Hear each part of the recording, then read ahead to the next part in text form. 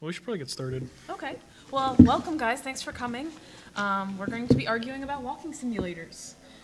So I'm Meg Eden. I teach creative writing at the University of Maryland, and I'm an author. I wrote a text adventure novel, Post-High School Reality Quest. And Vince is, let me actually just look at your bio, grab from that. He's a developer and tabletop designer in the DC area. He's going to American University for his Master's in Game Design program. He created Small Worlds Online, which was a 2017 Ludum Dare project, and his game Global Crisis was awarded the best game design during the 2015 Global Game Jam at Super MAGFest. So people seem to think I know what I'm doing occasionally. Oh, sure. Yeah. You might as well. Yeah. Yes, pretty much. Sure. I'm Ethan. I work on primarily like Linux and OS games, but I do like a lot of PC games. Recent releases include Pyre, Wonder Boy: The Dragon's Oh, Trap. yeah. Wait, you worked on Pyre? Pyre, Transistor, Bastion. Nice. Were you the porter, or are you part of Supergiant? I'm the porter, but I'm basically their Linux and guy. Like so, whenever they do release things. And then like Okay, Game Washington that I worked on. The thing is, I've been doing this since 2012, and I shipped 53 games. So Oh my Oh, my gosh. goodness. Wow. That's pretty good. Yeah. Let's see. The version kind of falls into that, and then I work. Oh, Charlie Murder and Dishwasher Vampire Smile, recent PC version. Oh yeah, I heard about that. I don't know much about it, but Owlboy, Shenzhen IO, Owlboy. Quadrilateral Cowboy would be interesting. I could go on for years. But the point being, I've worked on one couple pieces of nurses and just like things I'm talking about. Awesome. Great. Your name? Yeah, Kevin Thomas. I recently graduated from a college that taught game design. cool. I got a bachelor's. I wanted to go for the master's, but I don't have money. Yeah. And my name is Sam, and I'm a graphic designer. And so I do graphics for things like, recently I just started doing graphics for a video game, but I mostly do like advertisements and print design and logo creation. So, Cool. Awesome. cool. Great. I'm sorry. Sweet. Yeah. So I guess we can start with kind of our opening stances to the question, are walking simulators games? And we'll kind of go beyond that question, but that's where I think we'll start. And I'm going to say that museums are a type of game. Might want to define museum oh, before. Sorry. I guess, so I'll say walking simulators for now. Walking simulators are a type of game. Why else would games like Everyone's Gone to the Rapture and Dear Esther be winning gaming awards? Dear Esther's trailer claims to be the game that started a genre, and Rapture's won like 1 million awards from BAFTA games. So if it's not a game, like, why would it be winning those? That's kind of my stance. And I would say that's because it's in a game engine, pretty much. People seem to associate just the fact that it's in a game engine and you can have a mouse and a keyboard and move purely with, they associate that with it being a game, even if it isn't necessarily actually a game. And in fact, if you look at the awards, most of them are for the art and music, not because they have good gameplay, which they don't have gameplay, but because they're very pretty or they have really good music. In fact, I know you listen to the music for Dear Esther all the time. But I wouldn't say that they're games. They don't actually, you don't play the game. You actually just walk around and you observe things. In the case of Everybody's Gone to the Rapture, it's a little bit different than Dear Esther. Dear Esther is literally just walking and looking at things, whereas Everybody's Gone to the Rapture, you have some choice in what you go to look at. There's a little bit more detail in things. You can pull some more story from it, or choose which cutscenes you want to view, but you're still just an observer. You're still just moving. There's no real gameplay mechanics to it. You're just walking around and looking at things. So let's kind of unpack what we mean by game then. What is a game versus a video game? And what is exactly do we mean by walking simulator? Well, first of all, games are impossible to define. I've been reading, I don't have it with me, characteristics of games, and they pull from Rules of Play, if I remember correctly, that basically says for any rule you can come up with for what a game is, you actually can find a counterexample to break that. The ultimate pièce de résistance of that is the fact that kids consider Ring Around the Rosie to be a game. Even though it has no real mechanics or anything to it, they still say it's a game. They run around, they have fun. I mean, even something like tag is considered a game, and that has no end goal. It's just run until you're too tired to keep running. So you can't really define what a game is, and a lot of work has been devoted to trying to figure that out, but I don't think anybody has actually conclusively said that it is, and I think people have potentially even proven that it's impossible to actually say that. But maybe we can unpack what a video game is. I was because just video about to game get is that. Maybe a little different than just a game. I would say that video games are a subset of games as a whole. Games are this huge thing that we can't define. Video games, maybe we can actually start to define that a little bit, to put some borders around that. And I would say at least a good starting point for this is the idea that a video game has a lose condition. And that lose condition can be any number of things, and it could just be something as simple as you cannot progress because you cannot figure out the thing. But I think that's a good, at least, starting point for trying to figure out what a video game is. And I can't credit myself for coming up with that. The YouTuber Total Biscuit originally came up with that when he did a video on Dear Esther a while back. And I'm just kind of co-opted that because I think it's a really good definition of a video game. Well, and to add on to that, the idea of a loss or not being able to progress is that there might be something about stakes involved, that there's something that's investing you and making you want to progress and making you feel invested in what's happening in the game. So I think of like I Am Bread, where you're literally a piece of bread, you're trying to become a piece of toast, and the stakes feel high because you're in this world where you are a small thing and everything looks so large. And it's so hard to move! Right, so the premise is seems pretty mundane, and it seems like not that big of a deal, but you feel the stakes through how it's designed and in how the mechanics work, that you want to progress. And so there's that conflict between what you want to achieve and how you have to achieve that. And Bread could almost be considered, I don't know if I'd say it's a puzzle game, because you're trying to figure out the puzzle for how to become toast. And- yeah. Although, yeah. I found in most games you can find one aspect of it and say that's possible. Fair enough. That's so broad. That is really broad, isn't it? Yeah, I was... Are puzzle games games, guys? Find out next time. Is anything game or is everything a game? Well, and I was reading an article that was talking about kind of components of specifically interactive fiction, but it was kind of unpacking game elements, and it was talking about puzzles versus problems. And I guess I kind of see that puzzles are a type of problem, but games typically have some kind of problem. If everything's fine and there's nothing to resolve, then there's no motivation. Yeah, the same way like a novel has a plot, and a plot means that there is a problem that needs to be solved. I don't know. I'm If pretty everything's satisfied okay. playing Ultima Online, just going out and getting metal. Well, I can just harvest trees all day long. That's true. I mean, I play Splatoon, and all I'm doing is inking. I guess the problem to me is there is not ink on this ground. I need to. How make ink dare that happen. opposite color be on my turf? Yeah, that's true. So I guess there is some conflict there. So conflict and problem can be defined really, really loosely for a game, but there's some component of that. Yes. And I guess our question right now is like, do walking simulators have a problem? You can't do it broadly because the thing that I kind of learned with Proteus, that was like the first thing I worked on, is that a really good way that I measure a walking simulator as anything meaningful is to simply ask. The way I get people to play Proteus is the way you try to explain it. People expect Mario to know like that. The way I eventually learned to make Proteus interesting with people who had no idea how to play it is to sit them down. I hit the start button and I told them one thing, but as long as you have questions, keep playing. Interesting. Literally just that. That's one of the reasons why, like, it's one of those, like, our walking simulator is good. It's like our platform is good. Whether or not it's a game, you can't.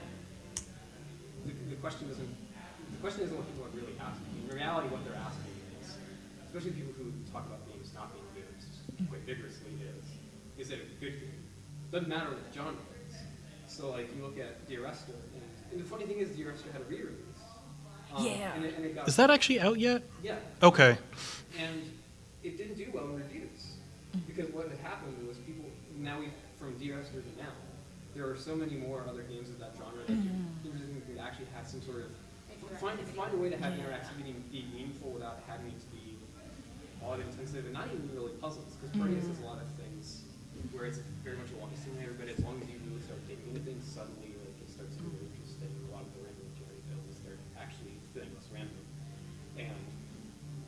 And what happened is people kind of usually get bored and they're like this was cool when the idea was that you didn't have to be shooting things, but now looking at it now, it's like I just want a notebook and look at the art. I really don't like screw this path. I just want a notebook. It'd be just as fun to just notebook through it. Yeah. But and so like in that sense, it's a walking simulator, and it is a game in the sense that you have it intends to give you an output reaction for an input reaction, which is one way to play it.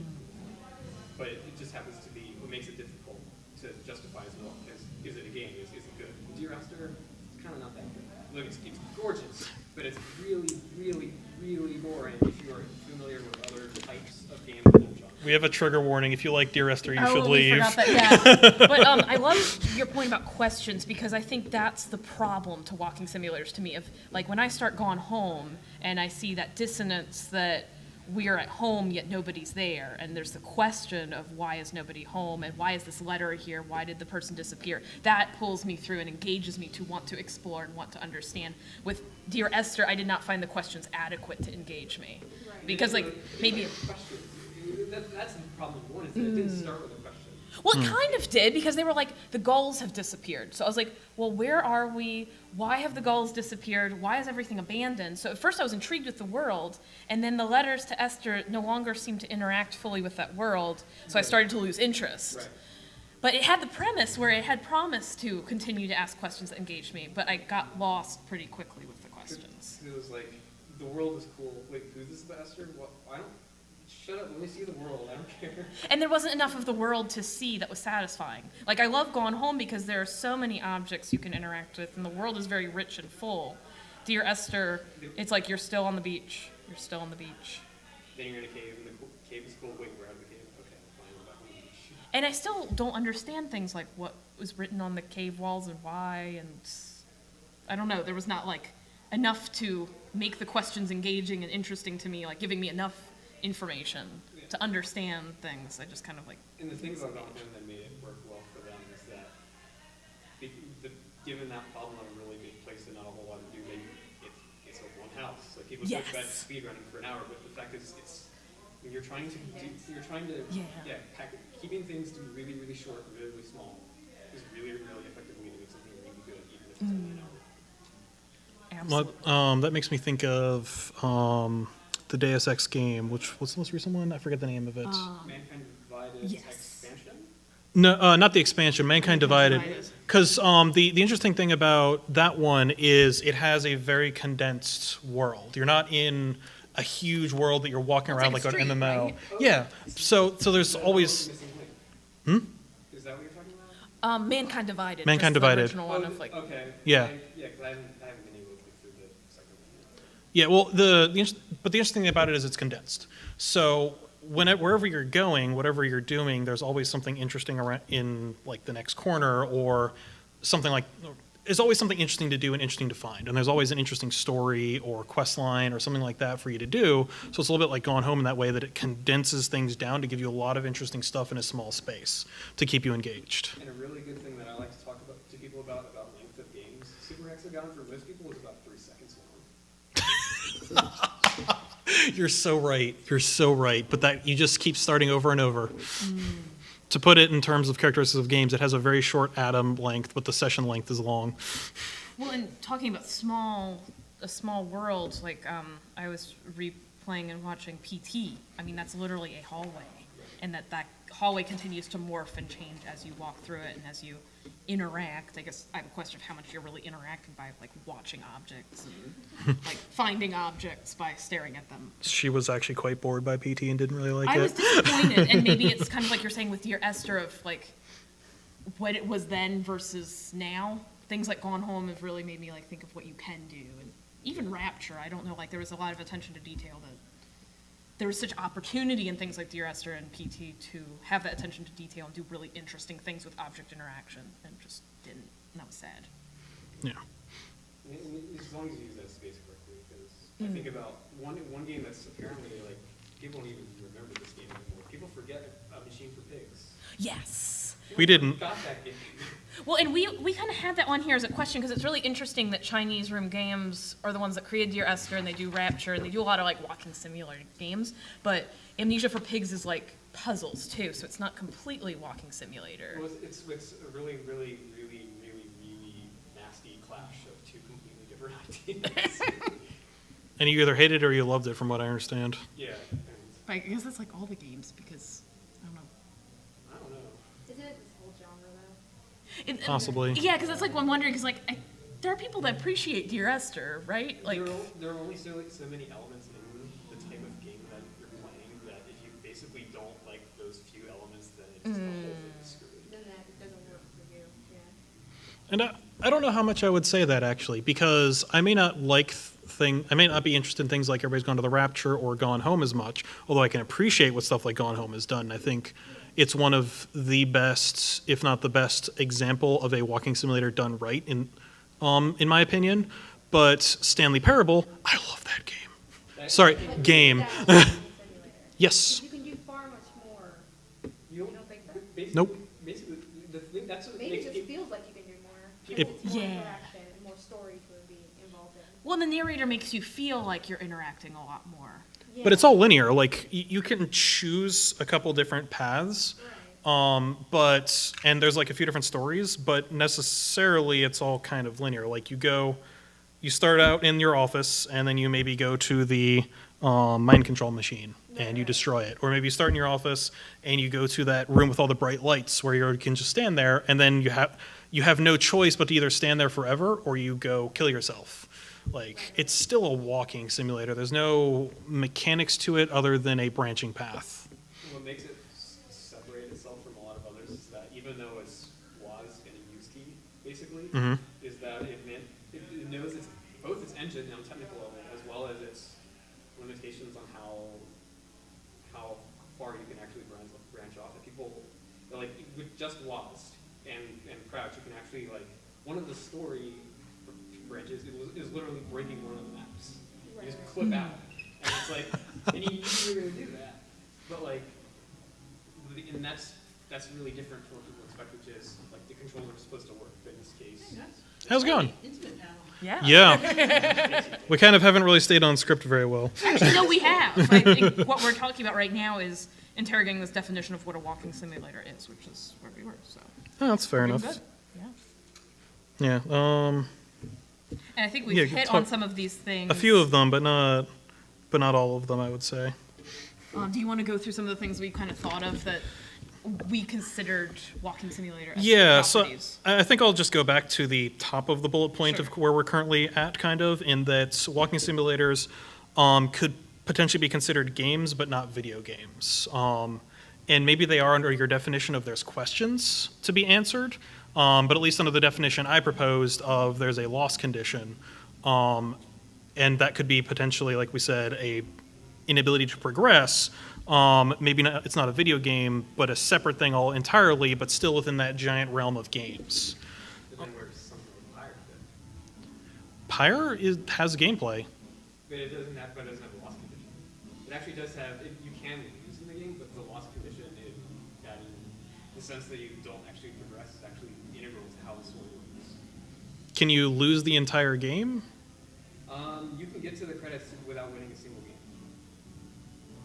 Interesting. I'll have to explore a little bit more about Pyre, because the idea of a loss condition is kind of fuzzy, I think, and That it's could be pretty loosely translated of what a yeah, loss condition means. because I've defined loss condition as loosely as in the witness you're unable to solve a puzzle and therefore you are unable to progress. So you're stuck. You've lost the game basically because you can't progress Or unless like you go a to game door facts. being locked, or even vanishing of Ethan Carter if you don't realize, like, I have to go back and get that stone and put it in this place, you know. There's a conflict of you want to progress but can't. Yeah. So with Pyre, if there's always an ability to progress and no inability to progress, and maybe that just goes down a different story, I don't know. It still does have gameplay, and you can still technically lose a battle. So you can still technically lose something, which brings you down a different story path potentially. I don't know exactly how that game works. I don't super well know about it because I haven't played it yet. As I'm thinking about this, I'm not sure your definition works because we could technically find a way to think of a lose condition for Dear Esther. If you go down a path and that path leads nowhere, like you have to find the right path to be able to keep going forward. But there's nothing stopping you. I would say in Oh, Pyre, okay, so something has to like stop you. yeah, in Sort of Pyre, thing. Okay. the AI can beat you in the battle. Okay. You can lose a battle, and maybe it's kind of like shoot, what was that game a long time? Baroque, I think it's called. It's a really old roguelite kind of game where dying is integral to the story. You cannot progress without dying, essentially. Roguelike is pretty similar. Well, speedrunners have found a way to not die. Yeah, stuff like Rogue Legacy, roguelites are actually very similar, where dying is actually an integral part of progression. And so Pyre, if you die, that is still a form of progression, but you've still lost a battle. So maybe you're locked out of some story or something like that, and you can't do a thing, but Can lock you out too. And winning can lock you out too, though. yeah. So it's, like I said earlier, games are almost impossible to define. This is probably also one of those things that's very hard to define, and we can only potentially come up with some heuristics to try and figure out whether or not something is a video game, or maybe in this other genre that's called walking simulators. Or maybe those two coincide. That's kind of the entire point of the argument. So why even have an argument is the question. That's something I learned once I realized I was getting checks for these games. So I was like, well, doesn't matter. Well, I think it helps us. It's like any kind of humanistic questions. It's helping us explore and understand these things and appreciate them better Yeah. for what kind of properties they do have. Yeah. They get dragged so much. Like I don't talk to a lot of people about gaming. So do walking simulators and/or museum type games get dragged through the mud constantly as not being games? Not as much as they used to. Yeah. They're a lot more accepted, but when Dear Esther came out, I think there was a lot more of that. Dear Esther, and even like Proteus is sort of at the tail end of it, where people were still unsure, but luckily people were able to play it, where we kind of see that there's a little bit more than just text boxes. I mean, I guess it's come from the fact that I'm not essentially a gamer. Yeah. I just figure if it has a story plot and you continue to like see the story, it's considered a game. But Well, what? As long as you're doing something. I feel like if there's interactivity, you get to press a button at some point, then it's a game. Well, and that's like kind of, and these are some things that we've been interested in because I think at some point we were talking about this because I like walking simulators, and Vince was like, well, how is it different than a movie? How is it different than a novel? So like, Yeah. because it's passive. It's a little bit more passive than other games. At least that's a property that I see in walking simulators is that you do interact with some objects, but it's a lot more of you taking in what's in that environment as opposed to actively enacting on that environment. Yeah, and I think one of the interesting definitions we arrived on through all of this is that the defining interesting thing that walking simulators bring to the table that maybe video games don't, because they have all this other stuff associated with them that they're doing at any one time. If you're an RPG, you might explore, but you're also leveling up through exploring and doing quests, that sort of thing.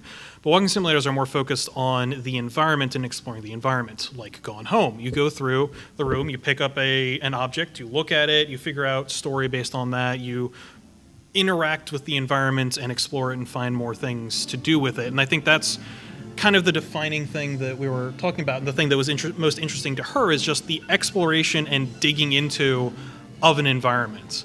And one of the reasons that I've kind of disparaged against walking simulators before is because I didn't see... The door real quick. Thank you.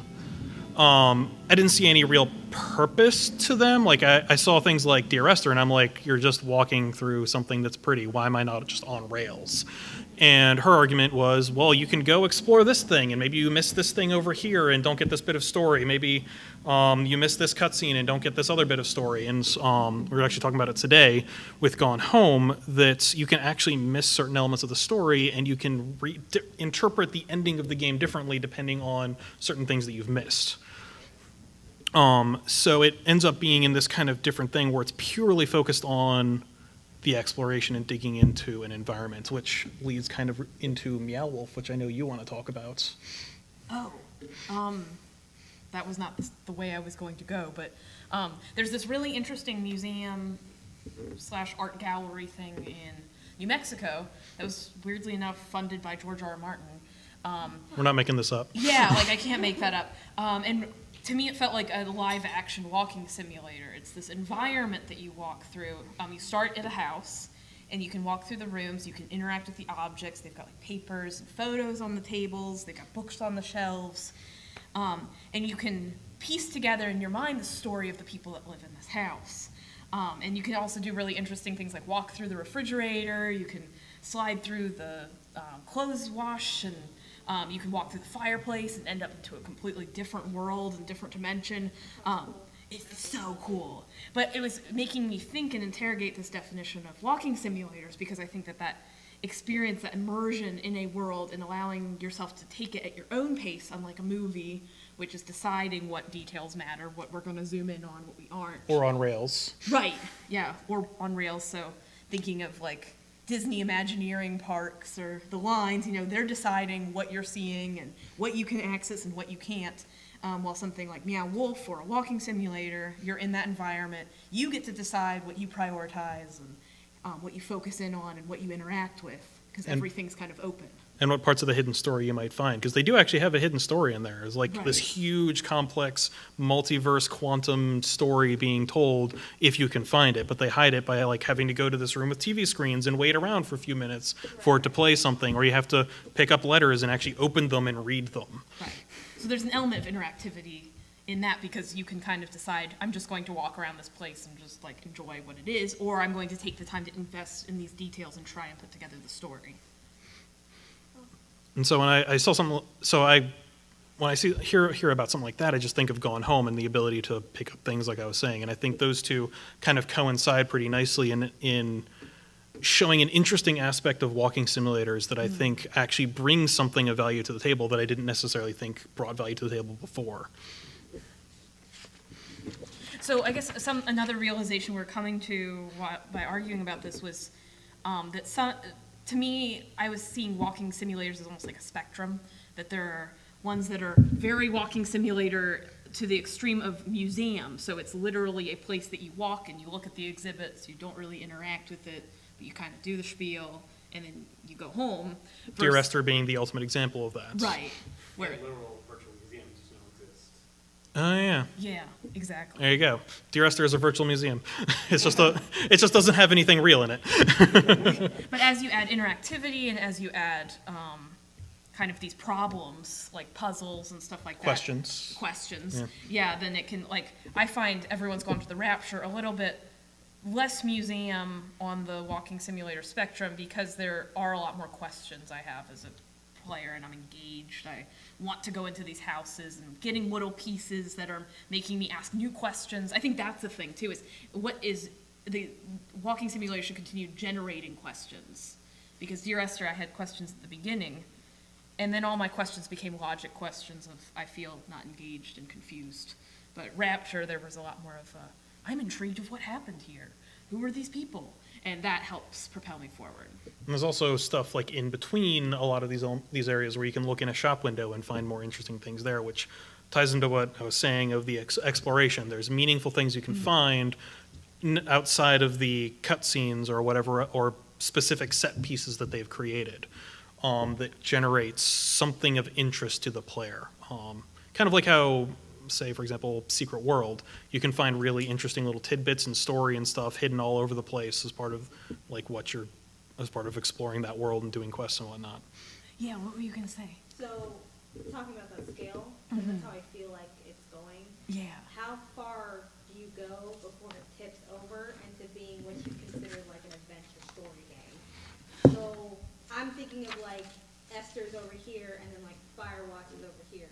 Like that's as far the spectrum I'm thinking when it comes to walking.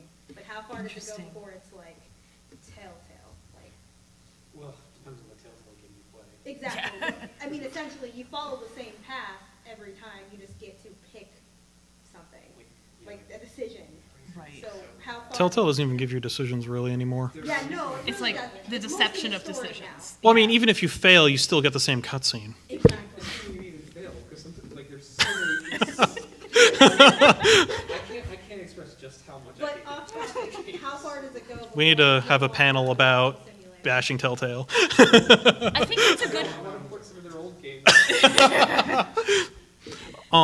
I think that's a really good question, because I think as we were talking about some of these properties, we were getting some surprising things on here, like PT Hellblade, Vanishing of Ethan Carter. I was even actually almost wondering if Breath of the Wild has some walking simulator properties.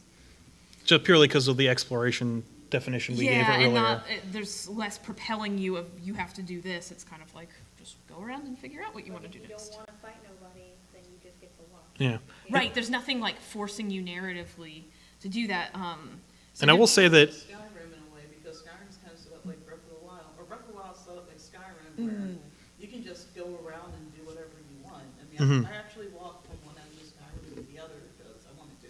Because I could. A really, really important thing about that, which is what a lot of kind of like, not like amateur walking simulators, but a lot of what they get wrong is that what makes those games interesting is that even though they're really big and you have to travel from one end to the other, and there's like on paper there's not a lot going on, but like, you know, if you're riding a horse for 15 minutes, it sounds horrible. But you're like, I don't know, this is my horse, I got it. I'm gonna go here. I trained this horse, darn it. And, like, the fact that you don't know what's between point A and point B is what matters.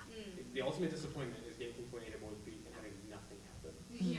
Which is, I think, why Interesting. Dear Esther was dissatisfied, because there was that long walk, but there was nothing that made that rewarding enough or justifiable enough of, I walked all this Yeah. way, and there was nothing.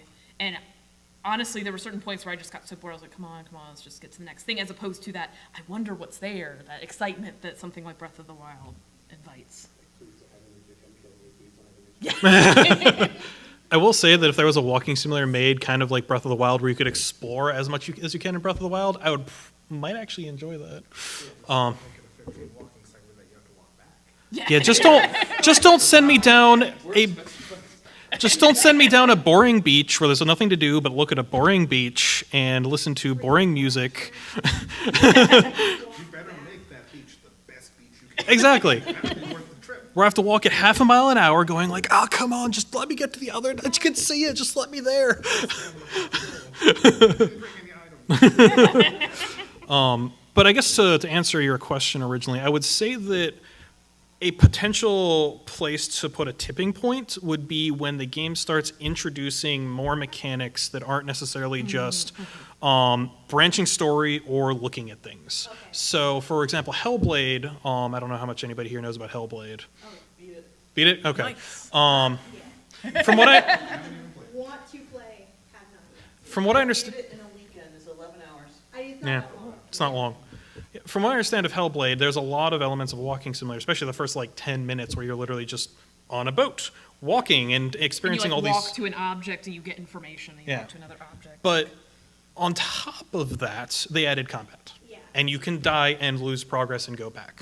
And you may not lose all of your save progress because the game lies to you, but which is kind of within its thing. But It's trying to make you fight. yeah, but there is a mechanic that you can experience. Vanishing of Ethan Carter has mechanics you can experience. You have to go find a rock and put it in a place. You have to find a crank. You have to put it in a place. Well, and likewise, like we mentioned Myst earlier too, that those have the same puzzle element of like you interact with an object and you solve a puzzle. Yeah, there's a thing. Opposed to just you interact with an object and you, as the player, go, "Ooh, I have new information."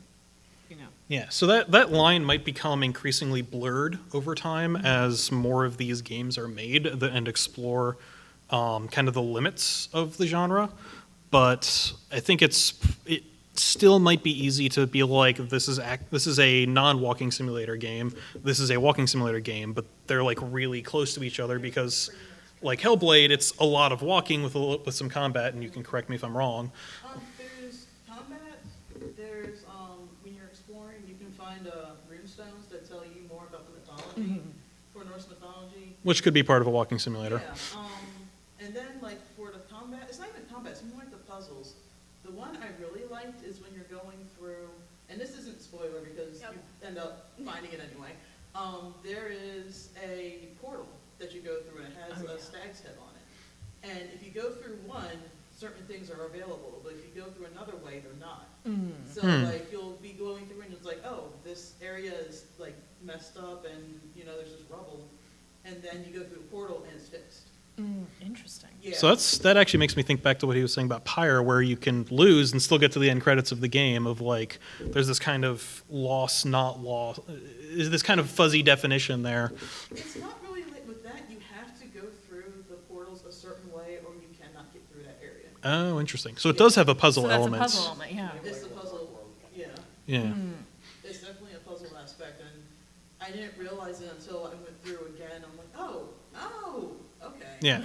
Yeah. So something like that, like even if the game didn't have combat, if it had elements like that, you could still say it's more than a walking simulator because it has puzzle elements. Yeah. You cannot progress without figuring out these, going through the portals in the right way. And then there's some rune stones that if you don't go through certain ways, you can't get to them. So you don't have completion. I missed 5 rune stones because of the portal things. Yeah. Because you can get to some, you can only get to some of them if you go through the portals a certain way. Interesting, so it's Yeah. almost like a collectible, like Yeah, Donkey it's a Kong Bananas, collectible. where you're like, I've got to get to all of them or whatever. Yeah, and apparently, since I missed 5, I didn't get like the super ending with the Norse mythology, which still Oh. isn't like ruining anything. So it affects, so there are consequences depending on how many rune stones you reach, that will change which ending. Yeah. So that's an It's not interesting like an kind ending, of. it's like a secret thing, and I had to Oh, look Yeah. up and look gotcha. for it, but Okay. if you don't get all of them, you don't get that. But if you get all of Interesting. them, you get that, and it's supposed to kinda help with the last boss, but since I didn't get it, I don't know. So- Yeah. It still didn't ruin gameplay, it still didn't ruin the story, I Yeah. was mesmerized by it. This is a beautiful game, Mm. and the actress for it is wonderful, all the actors are wonderful. Even if there's combat, it was like the perfect game for me because it was quick, the combat was like Devil May Cry. The puzzles were good, they weren't annoying puzzles, they were interesting puzzles. And yes, you were doing a lot of walking, but there was so much for you to look at that it didn't matter how much you were walking. So you mentioning the rune stones potentially changing the ending makes me think to actually Stanley Parable, where there's these things you can collect. I don't really know what to call it. You have to activate computers that I'm pretty sure give you some secret ending. I don't think I've ever actually achieved that ending, unfortunately. Yeah, I know, right? But there's something locked behind collecting items in a specific sequence, and almost makes me like that feels like it's exploring that edge of like, is that a puzzle mechanic? Is that just part of the walking simulator? Where is it on that? It's a little bit more passive of a puzzle element because it's not in your face. It's Yeah. indirect. It's something you get to decide. Yeah. And I'm almost wondering if adding in like collectible changes things about the world elements to a walking simulator almost like adding a new mechanic to the game because you're tying the collecting to something, not instead of just Like having there's it be a a reward. yeah, instead of it being a mechanical passive reward. thing like in maybe like Gone Home where you pick up an item, you find a piece of story, but it isn't tied to anything except your own knowledge. Right. And another one that we didn't mention that was kind of an interesting surprise was Slender. Yeah. Because, that is, it is a walking simulator. You walk around, you get the papers, turn on the generators, but it has that extra element of there's a thing chasing you, and if you get too close to it, you die, and you have to restart. So, there's that loss condition again, which we've conclusively proven is super fuzzy and not actually really super good, because you can poke so many holes in it, like with Pyre. Curse you and your and your game breaking my logic. Stuff like, to kind of also kind of call into question sort of lost condition is Fez. That one's kind of got away with it because technically there's platforming in it, but not really because there are elements of it that are. Sorry about that. No worries. There are a lot of elements to that where you can technically like die, like you can try to get from a place to another, you can get hit by like the 1 or 2 enemies that are in that game. But a lot of the information, the really fun thing I like to be able to keep from people because I work on is just being able to be like, it's telling you so much, but it's not telling you. There's so many things it's telling you at any one given time, especially at the very beginning of the game. And like unless it's the case where you have to start. That's the kind of game where you have to write things down. You have to kind of have like there's things I can't spoil. But there are things you can like decode, really things like that, where what you discover and how it plays into things like the ending and how other things are unlocked and what's available in various parts is really just based on do you know how to do it, where you, or like when and where and so on. So maybe I should reword loss condition a little bit. Maybe say failure. failure to progress in some way. Yeah. Like, Because, like, Fez is a puzzle game, so you can fail to put together the cube that you're supposed to collect, because you can't figure out how to make all the jumps and turn everything in the correct way to get all the bits. Or you don't write down the thing, and now you can't beat the game because the game's trolling you or something. Like old puzzle games. Didn't pick up the letter at the very first room of the game, sorry.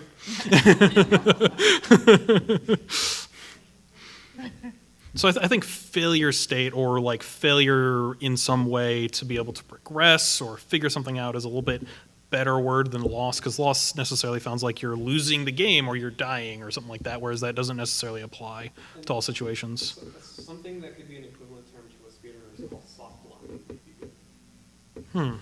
But doesn't soft blocking, Soft blocking like straight up breaks the game. yeah, But yeah, something equivalent to that might be interesting, but for the idea of failure to progress, I'll have to think on that. I like that.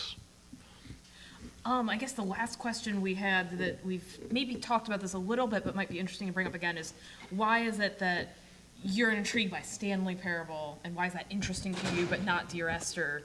And why did you instantly say, well, Stanley Parable's a game, but Dear Esther obviously isn't, like when we were talking and stuff? I would bring that down to a few different things. One is the pacing.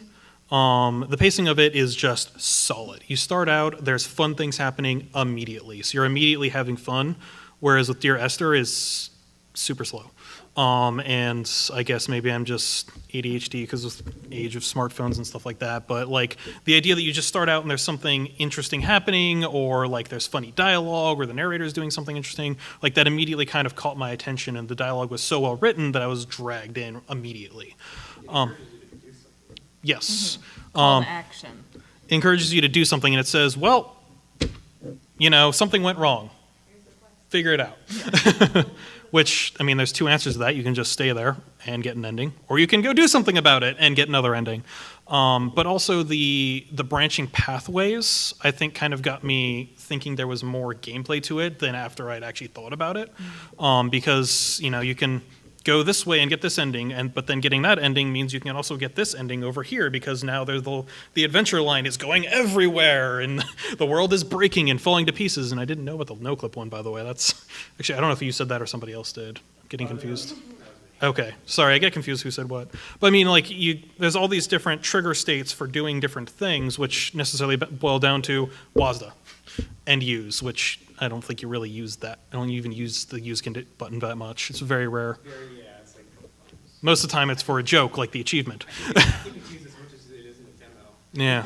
But, so, I mean, most of it boils down to WASDA, but you get kind of these choices, so almost false choices, because the game expects you to do everything that you're going to do. It knows what you're going to do before you do, much like Icy does, which I don't know if any of you know about Icy.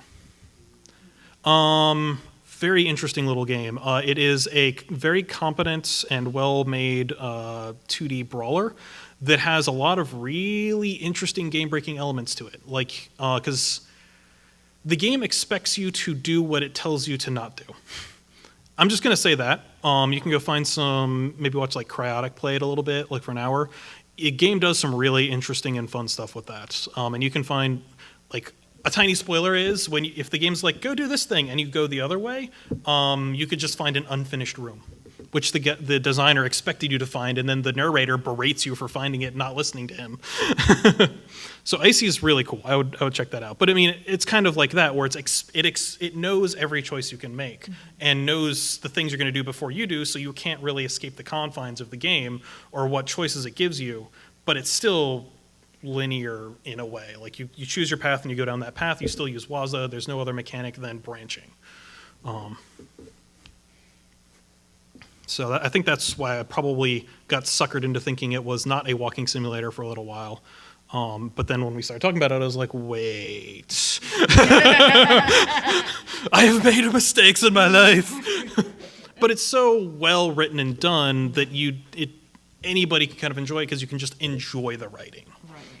You don't have to be somebody that necessarily wants to explore or see pretty scenery. You can have fun laughing at the writing and going in the closet and having the guy yell at you for being in the closet and being an idiot. That's fun. It probably kind of gives you direction with that too, because of the voices she's hearing.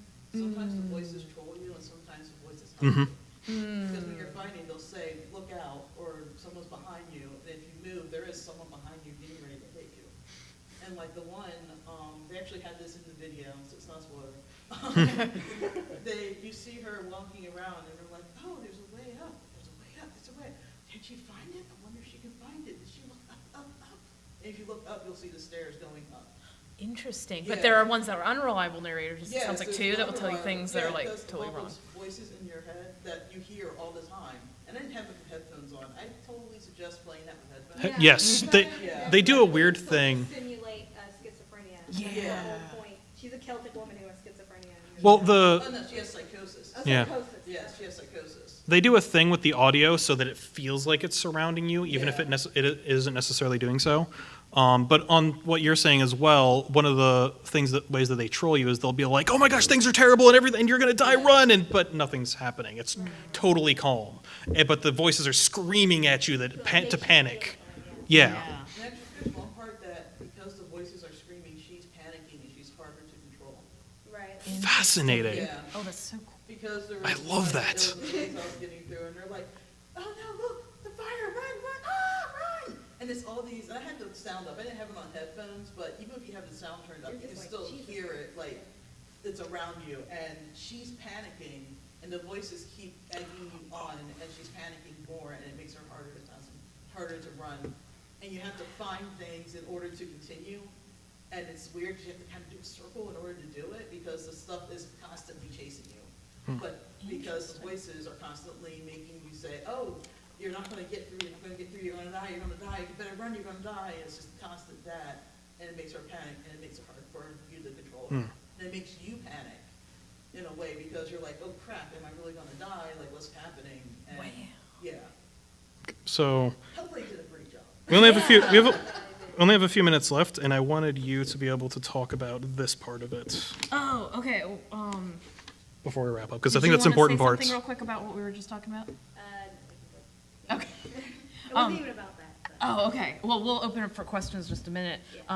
This isn't too much, but I guess I'm a poet, so one of my poetry instructors had an interesting statement that poems aren't a narrative, but they're recreating an experience. And as I was thinking about walking simulators, I kind of had this realization that walking simulators are like visual poetry. They're not about necessarily a very strong problem that you have to solve.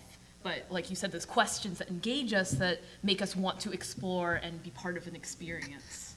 And I think of poetry, when I teach poems versus novels, you know, we've all probably learned in English class about a novel that there's like that bell curve shape, you know, where there's a problem, it escalates to and then it goes down to a realization. While poems are almost more like this diagonal line where there's like these questions that intrigue you and they build up to, and you like getting information and it builds up to a realization.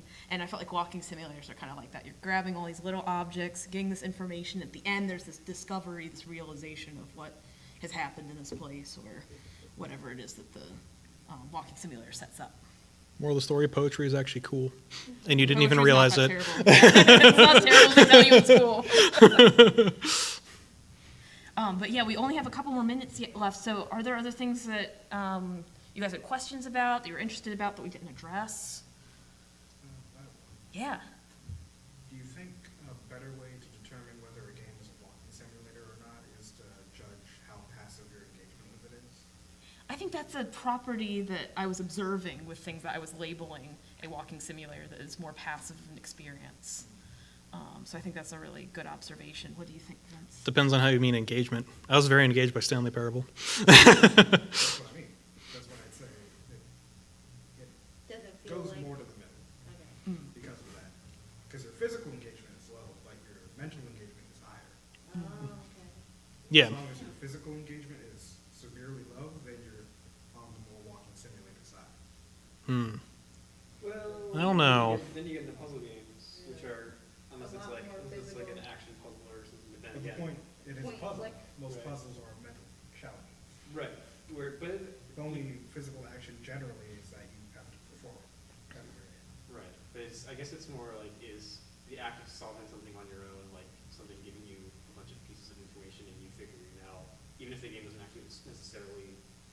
Like where you have to take everything and then figure it out yourself. Right, where it's still technically doing something. Like doing a puzzle, but not really. Yeah, I guess I think that's my only point of ambiguity. That's probably a pretty good way to measure it, I would think. Well, it seems like a walking simulator requires this external engagement of you thinking about what you've experienced as opposed to enacting that within the game environment as much. Yeah. And that level of engagement within the environment can vary a bit, but it's relatively low. While what you're processing as a player in your own head, that's where more of the action's happening. Probably, I guess maybe another interesting way to measure it is list all the steps that happen from beginning to end in your game, and the less items that actually occur inside the game itself, the more likely it is to be a walking simulator. So if you have like 5 things, and the middle 3 are like not even in the engine, then that's probably another easy indicator. Yeah, that's an interesting way of putting it. So like if you had those, those 3 things would be like pick up a piece of paper, read a thing on a wall, go to a cave, then maybe it's a walking simulator. So it's like you have pick up a piece of paper, and then you have that. So you remember that. So that's something you remembering. Maybe you have it like in your inventory as a goal. Maybe you're expecting to just know it like Fez does. And then you have another piece of paper, and that piece of paper actually matters for the first one. But so you technically know these 2 things separately. But then it's up to you to actually go to the next point, which is to put the 2 together. And then the next step is to actually go and do whatever those 2 actions are. And trying to figure out how to make as many of those things out of the engine as possible might be an interesting way to classify it. I was almost thinking like 2 of those, 2 or like items in the list depend upon each other. So like you pick up a piece of paper, pick up another piece of paper, and you have to link those 2 actions in some later on. Whereas a walking simulator, it's just a linear maybe. Like you just go here, here, here, here. All the pieces of paper. Yeah, you just pick up 10 pieces of paper and none of them matter to each other. Yeah, and that last bullet, like the act of putting them together isn't necessary. Yeah. You do that yourself. And I think that's all I really see on that. So I was just wondering about stories when it comes to walking simulators. Is it dependent on how engaging they are? Like, let's say everything, where it's just a long story, but it generally doesn't have anything to do with much of each other, but it can. Or like Esther, where it's just linear story, but like you're not exactly all that interested. The way to really ask a good question about that is to think about it for other genres. Because think about Doom. Doom's awesome, and legally there's a story. Technically, yeah. But like, Taken from the game, good on you. We're talking about Doom 2016, right? well, yeah, anything but Doom 3. Fair enough. I respect that. But I would say a walking simulator is more dependent on an engaging story. You know, there's a lot of Yes. games where we Yeah. don't need to care about the story because the gameplay engages us. But because there's Or so the environment. Or the environment itself is... Well, I think a walking simulator can have an engaging environment, and that you're like, I want to explore that environment Yeah, and that's what understand it. hit Right. Proteus, where he's like, I would just want to no clip and see this environment. Yeah, and Proteus is a really good example. There a story where there's no text in other ways. It tells a story in other ways. But of course, the story is abstract enough to where you can write whatever you want. But Right. as far as like how you kind of go from point A to point B isn't really necessarily important. And so whether or not the story exists or who makes the story in the first place is another thing that makes it wild. Another really interesting case is that you basically write the story yourself. Yeah. That's interesting. Well, Well, thanks so much for coming, guys. Yeah. We have a table in the marketplace, so feel free to talk with us more there. And yeah. You don't need Feel free to talk with us. like right away if you still had a point where We're we're just rolling in with the fridge to put it up here. yeah. We're just trying to get to the point where we can just, I don't know, kind of slowly wrap it up, chill for a little bit. I can think of a closer, which is basically, this is from because I think the thing that we left there really good way I measure a game from a developer standpoint, who's worked on various Probably should just go is whether or not it was intended to be released as a game. So I would say, any of the games that we've listed are obviously they're games that we play. Maybe they're not as like media, not like action oriented and so on, but they were intended to be released as a game. Compare that to Aliens Colonial Marines. I wouldn't classify that as a game at all. That was not intended to be released as a game. That was intended to be released to recoup an investment that or like Duke Nukem Forever is also in the game. Basically, anything like Gearbox is not portable is a really good example. I still can't believe they destroyed Colonial Marines. They had so many interesting things in the trailers, and then they were like, nope. Yeah, and so, I mean that's my personal metric of what is in those games. Was it actually supposed to be a game, or is it just on the shelves because they need something?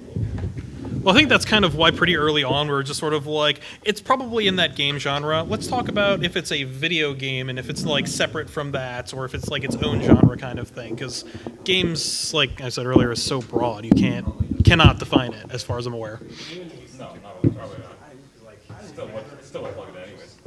On your own or on Unity or games, like you look at just the weird stuff that people use that for. Like there are people using Unity along with their own native code to do military simulation, and like Unreal's real-time graphics and some of the harsher stuff they can do is used for graphics development, like basically personal, but less precise than we have. We can put a sign on the fridge representing, who the fridge is, and a sign of each of us representing. Facing outward, so you don't walk around all kinds of graphics. I guess that's cool. That Borders uses like VR, for example. And apparently KFC does. Yeah. For that training thing. I mean, their game that's one of those things that people often say, game engines is going to be it's like, I don't know if I should say the KFC simulations. No, it's not. Well, it depends, because there's that one VR game where you have to like scan items and beat people up so they don't stress you out. So maybe KFC's simulator is a game. Okay, where's Bill? We have more experience to talk about that than I do, then, because you've worked on so many.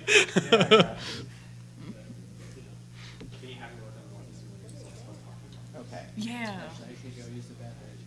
Yeah, that's probably not a bad idea. Anyone need to pee? Because you're gonna need to in an hour. Oh wait, I really don't care. Whatever. Yeah. There's nothing down here. You got a cup. Yeah, I don't think we're. Yeah. Done. I don't think we're here to try and necessarily be like, it's not a video game, but like explore and try and figure out limits and what And what things we are and what we appreciate, appreciate, yeah. And yeah, and try and see if we can find a little bit more about what's interesting about walking simulators kind of thing. So, but it starts out clickbaity. It drew all you suckers in. I mean, what? For those who don't know, this is the soda debate.